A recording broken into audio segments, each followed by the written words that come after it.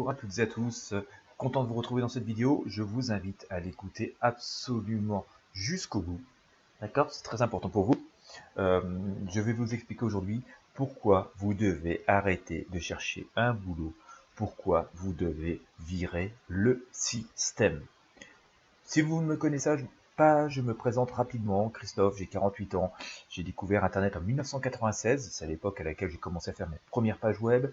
Depuis 2000, depuis février 2000 exactement, je dégage des revenus sur Internet. Parfois très bons, parfois pas bons, parce qu'il y a aussi des succès et des fois des échecs. Enfin voilà, je suis légitime, je pense, pour pouvoir vous parler de ce que je vais aborder aujourd'hui. Et je travaille aussi très régulièrement dans le secteur marchand, donc j'ai exercé de nombreuses missions dans le secteur marchand. Donc voilà, j'ai un panorama assez complet de l'activité économique, du business, pour pouvoir vous en parler. Pourquoi je vous dis d'arrêter de chercher un boulot aujourd'hui? Vous allez le comprendre, c'est très très simple. Écoutez-moi bien jusqu'au bout, ça risquerait véritablement de faire tilt dans votre tête et de changer complètement votre vie. Arrêtez de chercher un boulot, pourquoi? Parce que depuis que vous êtes gamin, depuis que nous sommes tous gamins, nous avons été à l'école, nos parents nous-mêmes nous disaient étudie bien à l'école, tu auras un bon diplôme, tu auras un bon métier. D'accord? Ça sous-entend que vous ne devez dépendre que des autres pour pouvoir travailler. C'est-à-dire qu'il faut dépendre des autres pour étudier, il faut dépendre des autres pour avoir un diplôme, parce que si vous n'avez pas étudié ce qu'on vous a tenté de vous enseigner, vous n'aurez pas le diplôme, et si vous n'avez pas le diplôme, vous n'aurez pas de travail chez quelqu'un d'autre. Et votre vie alors? Et votre créativité, et votre capacité d'adaptation, et votre capacité à imaginer des choses, elle est où là-dedans? Absolument aucune. Ça vient d'où? Eh bien, je vais vous dire, ça vient de l'après-guerre. De tout temps, vous pouvez remonter dans l'histoire, de tout temps, l'homme, l'être humain, d'accord, a été un artisan de sa vie. Nos grands-parents, nos arrière-grands-parents travaillaient dans les champs, étaient agriculteurs, étaient artisans, étaient commerçants, d'accord, et nos ancêtres étaient dans ce même schéma, dans ce même état d'esprit, et depuis la nuit des temps, l'homme est l'artisan de sa vie. Va chasser, va pêcher, va cueillir pour se nourrir, va bâtir des maisons pour se protéger, sa maison pour se protéger, d'accord, et va exercer une activité professionnelle souvent indépendante, comme je vous le disais. Il est agriculteur, il est commerçant, il est artisan, pour pouvoir travailler de façon autonome et indépendante. Que s'est-il passé? Il s'est passé que dans beaucoup de pays du monde, et tout particulièrement en France, nous avons connu successivement 2 guerres mondiales qui ont complètement rasé le pays, à néant. De surcroît, malheureusement, bien entendu, de nombreux hommes sont morts dans ces guerres. Il faut dire que des millions d'hommes ont été mobilisés, sont devenus soldats et sont décédés dans des guerres archi-meurtrières. Et donc, après ces guerres, est venue cette espèce d'époque de reconstruction. Bien entendu, il a fallu reconstruire tout complètement le pays. Nous manquions de bras. Et bien entendu, un artisan seul ne pouvait pas tout faire. Donc, pour pouvoir honorer des marchés, prendre des marchés toujours plus gros, la tactique a été de faire travailler d'autres personnes, donc d'embaucher des bras. Et puisque le marché était florissant, que les perspectives étaient immenses, parce qu'il fallait tout reconstruire, comme je le dis, dans tous les domaines, ces entrepreneurs ont pu se permettre de proposer de bons salaires. D'accord? S'en est suivi que, puisque ces personnes, plein de personnes ont commencé à quitter les champs, donc, à aller travailler chez ces entreprises-là, on commençait à avoir un pouvoir d'achat, et donc on commençait à acheter des biens de consommation. Deuxième vague, sont arrivées les années 60, 70, 80 un peu, où les fameuses 30 glorieuses, où les industriels ont dit bingo, puisque les gens ont du pouvoir d'achat, nous allons pouvoir vendre en masse nos produits, venir complètement créer une société de consommation. L'être humain ne demande que ça. L'ego est toujours attisé par le fait de posséder toujours plus et d'être comparable à son voisin. Donc que s'est-il passé? Les grands groupes industriels ont aussi opté pour la même tactique. Une petite entreprise qui veut devenir un grand industriel va recruter. Et pour pouvoir recruter et vendre plus sur un marché qui était toujours en expansion à cette époque, va recruter en masse des personnes, et puis pour les faire quitter leur indépendance, leur faire quitter les champs, leur petit commerce, l'artisanat, va proposer des semaines de travail plus courtes, va proposer des congés payés, va proposer quelques avantages sociaux, et ainsi de suite.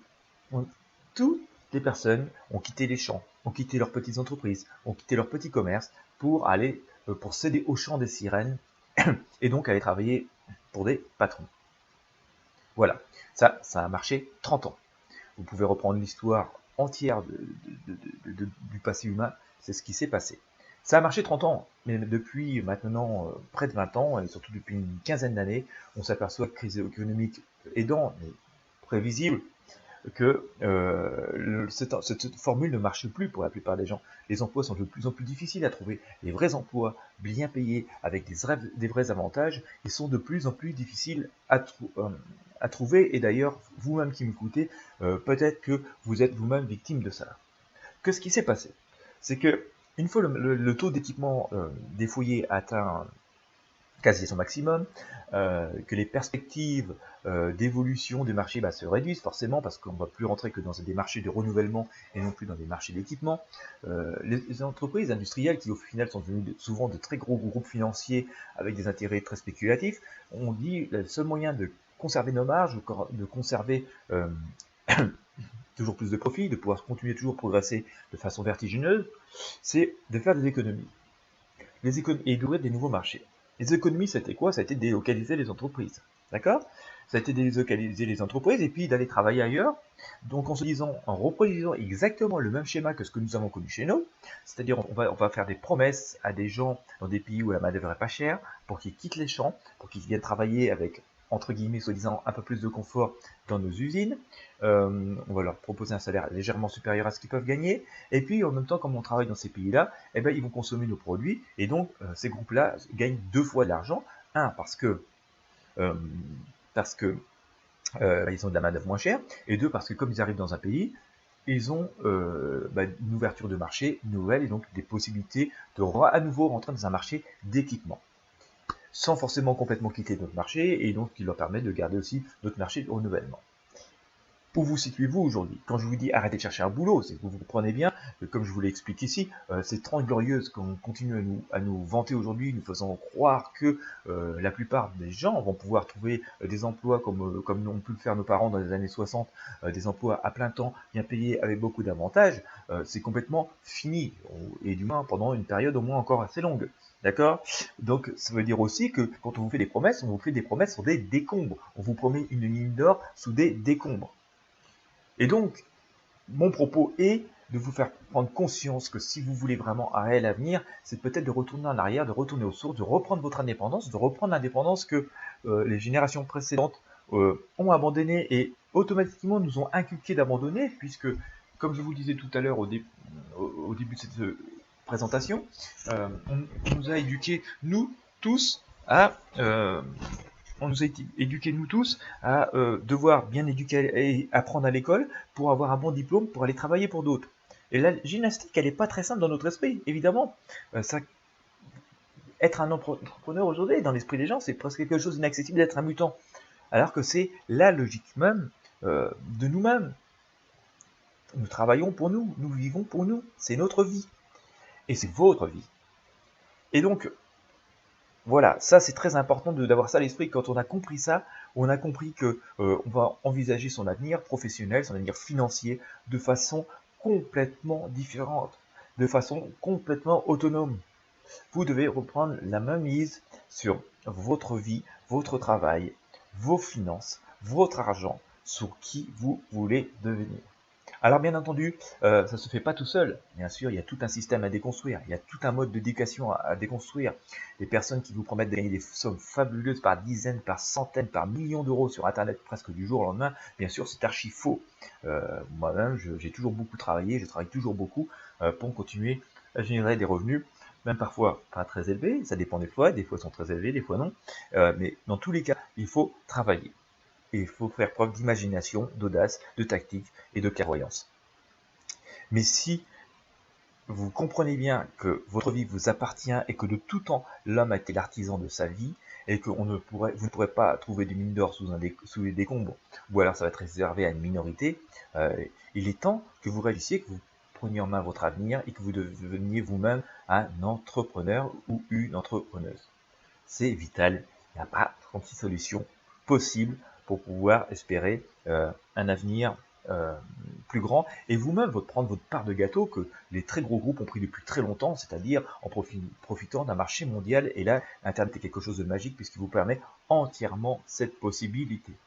Si vous êtes prêt à travailler, si vous êtes prêt à faire preuve d'audace, à écouter vos intuitions, à écouter votre instinct, vous allez pouvoir vous éclater, vous allez pouvoir construire peu à peu, pierre après pierre, complètement votre avenir et votre indépendance financière. Quand vous aurez atteint cette indépendance financière, là aussi, vous allez découvrir que beaucoup de préceptes ne sont pas aussi, qu'on vous distille un peu partout dans les journaux, sur Internet, ne sont pas aussi évidents. Par exemple, on va vous dire d'investir dans l'immobilier pour placer votre argent ou pour faire fortune. C'est un peu vrai et c'est un peu complètement faux. C'est pas forcément le meilleur marché. D'accord. Et puis d'ailleurs, c'est pas forcément accessible à tous, même si je sais beaucoup d'informations circulent sur Internet vous disant que vous pouvez investir et faire de l'immobilier locatif avec pas d'argent du tout en démarrant de zéro. Je ne dis pas que ça n'existe pas, qu'il n'y a pas eu quelques cas exceptionnels qui ont pu le faire, mais la plupart du temps c'est faux. Je vous prends pour exemple, allez interroger votre banquier, dites j'ai 0 €, je vais emprunter 100 000, 200 000 euros pour faire de l'immobilier locatif, donc de l'immobilier de rapport. Vous verrez, la plupart du temps ça va être non, quoi. 75 ou 80% du temps ça va être non. D'accord. N'en parlons pas si vous voulez acheter votre résidence principale. Donc la première chose, c'est de chasser tout ce carcan qui vous a mis en tête que vous ne pouviez exister qu'au travers des autres, que vous ne pouviez travailler que pour quelqu'un d'autre, que l'entrepreneuriat c'était quelque chose de presque fait pour les autres ou d'exceptionnel, d'accord. Et il est aussi temps aussi pour vous de comprendre que la liberté financière répond à d'autres concepts que ceux qui sont véhiculés comme ça facilement, gratuitement, en faisant rêver les gens, parce que c'est absolument complètement faux. Et si vous vraiment vous voulez écoutez vraiment à comprendre tous ces concepts-là, d'ailleurs je pense que cet enregistrement, si vous m'avez suivi jusqu'au bout, va vous faire réfléchir, vous faire cogiter et changer beaucoup de choses dans votre tête. Et si vous voulez vraiment passer à l'étape supérieure, moi j'ai envie de vous faire découvrir le fabuleux livre d'Aurélien qui parle de liberté financière. Alors c'est quelqu'un qui a démarré vraiment de zéro sur Internet. Il vous parle vraiment de son histoire. D'ailleurs, je vous invite vraiment à rentrer, à cliquer sur le lien sous la vidéo ou au-dessus de la vidéo en fonction de la plateforme sur laquelle vous me regardez. Et puis vous allez rentrer votre email, votre prénom et votre email, vous allez tout de suite recevoir la vidéo, vous allez tout de suite accéder à la vidéo qui vous explique que voilà, même avec un BEP vente action marchande, même en étant issu d'une famille modeste, même sans grands moyens financiers, vous pouvez, si vous vous faites confiance en vous-même, vraiment arriver à réussir, mais véritablement en quelques années sur Internet. Et puis vous allez aussi pouvoir télécharger gratuitement, je le dis bien, c'est absolument gratuit, un livre de 96 pages sur l'indépendance financière, où vous allez vraiment apprendre des choses pratiques de quelqu'un qui est vraiment passé par là, donc loin des fausses idées et des fausses promesses que l'on trouve partout. J'espère que vous aurez absolument apprécié cet enregistrement, que vous n'hésiterez pas à le partager en masse, parce qu'il faut vraiment que les mentalités changent, et donc plus nombreux seront les personnes qui prendront conscience de ça, et plus la synergie sera forte, et plus le volume de faire, les opportunités pour tout le monde seront grandes. Il ne s'agit pas de garder égoïstement les choses dans son coin, il s'agit vraiment de partager, de faire péter ce système, de faire virer ce système. Donc s'il vous plaît, partagez cette vidéo, mettez un pouce bleu, commentez-la autant que possible, et surtout cliquez sur le lien qui est sous cette vidéo ou juste au-dessus en fonction de la plateforme, mettez votre prénom, mettez votre email, et écoutez bien tous les enregistrements que vous allez recevoir, téléchargez gratuitement le livre, lisez-le jusqu'au bout, et vous allez voir, ça pourrait changer fondamentalement beaucoup de choses dans votre vie. Je vous dis à très bientôt.